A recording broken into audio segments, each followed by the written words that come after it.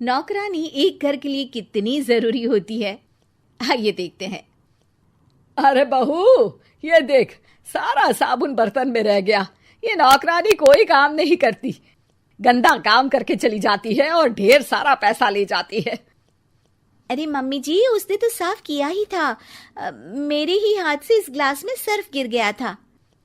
अरे बस कर झूठी, उसे बचाने के लिए सारी जुगत लगा ले, लेकिन मैं तो इसे निकाल कर ही रहूंगी। हमारे जमाने में ना कोई नौकरानी थी और ना ही ये चिकने बर्तन। चूल्हे के जले बर्तनों को राख रगड़ कर साफ किया करती थी मैं। अरे माँ जी, मैं कहाँ बचा रही हूँ उसे। और वैसे भी आजकल नौकरानी जरूरत नहीं, स्टेटस सिंबल बन गया है। अब आप बताओ, मैं मुन्ना को नीचे घुमाने ले जाऊं तो लोगों से क्या बोलूं? झाड़ू पोछा खुद लगा रही हूँ। लोग सीधा यही पूछते हैं कि कौन सी नौकरानी काम कर रही है तेरे घर पर। अरे बस कर, ये भी कोई बात होती है? मम्मी जी, आप नहीं समझेंगी। शाम को नौकरानी घर आकर काम कर ही रही होती है कि सास को कहती है, माँ जी, एक बात बोलूं, बुरा न मानना। अरे वैसे तो मुझे तेरी शक्ल ही पसंद नहीं है, बात क्या खाक पसंद आएगी। अरे माँ जी, सुन तो लीजिए क्या कह रही है। तो मैंने कौन सा उसका मुंह पकड़ लिया है? अरे माँ जी, वो लाल साड़ी पहनती हो ना, ना पहना करो। सास का गुस्सा अब तो 7वें आसमान पर होता है। अरे वाह जी वाह, क्यों ना पहना करूं? और तू होती कौन है ये बताने वाली कि मैं क्या पहनूं क्या ना पहनूं? अरे माँ जी, पूरी बात तो सुन लो, वो बोलना क्या चाह रही है। अरे बुरा न मानो आंटी जी। अरे कौन है आंटी? अपनी उम्र देखी है तूने? 2-4 साल ही छोटी होगी मुझसे और मुझे आंटी बोल रही है। बहू सर पर हाथ रख लेती है। अरे अच्छी खासी उम्र दराज हो और आंटी ना बोलूं? मैं तुम्हारी बहू से भी 4 साल छोटी हूँ। क्यों दीदी?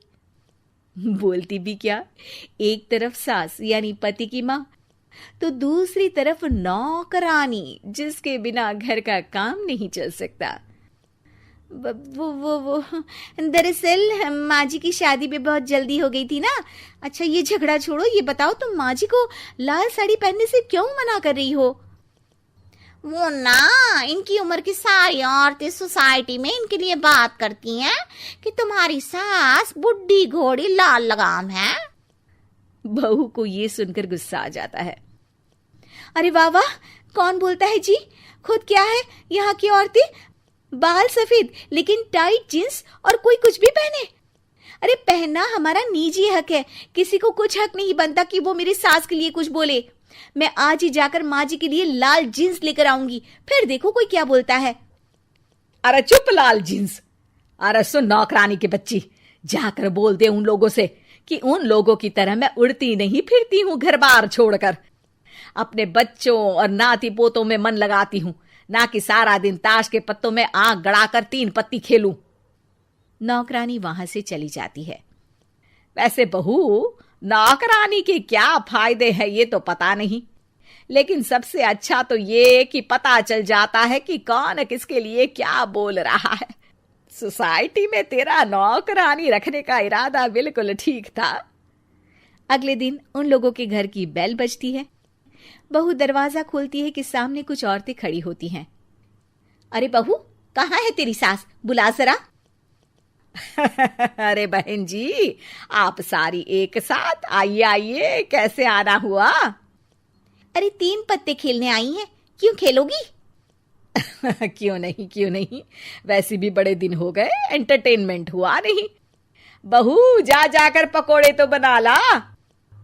अरे बस करिए, आगे कुछ पीछे कुछ। वैसे तो कहती है कि परिवार पर ध्यान देती है, हमारी तरह 3 पत्तियां नहीं खेलती। हमने कौन सा परिवार छोड़ दिया? सास सक पका जाती है। अब ये किसने कहा? मैं तो कहती हूँ कि मैं भी थोड़ा बाहर निकलूं। आपने ही तो कमला नौकरानी से ये सारी बात की थी। सास और बहू को अब सारी कहानी समझ आ जाती है कि सोसाइटी की औरतें क्यों भड़क रही हैं। माफ करिए आंटी, मैं छोटी हूँ, लेकिन फिर भी पहले तो आप लोगों ने माँ की लाल साड़ी का मजाक उड़ाया था ना। हाँ हाँ, उड़ाया था, लेकिन उससे पहले तो तुम लोगों ने हमारी जीन्स के बारे में बात की थी। अरे क्यों ना पहने हम जीन्स, तुम्हारे पैसों की थोड़ी ना है। सास और बहू सर पकड़कर बैठ जाती है। देखा बहू, ये खेल कर गई तेरी नौकरानी, यहाँ की बात वहां तो वहां की बात यहाँ। दोनों किसी तरह औरतों को समझा बुझाकर घर भेजती है और कसम खाती है कि नौकरानी को नौकरानी ही रहने देंगी।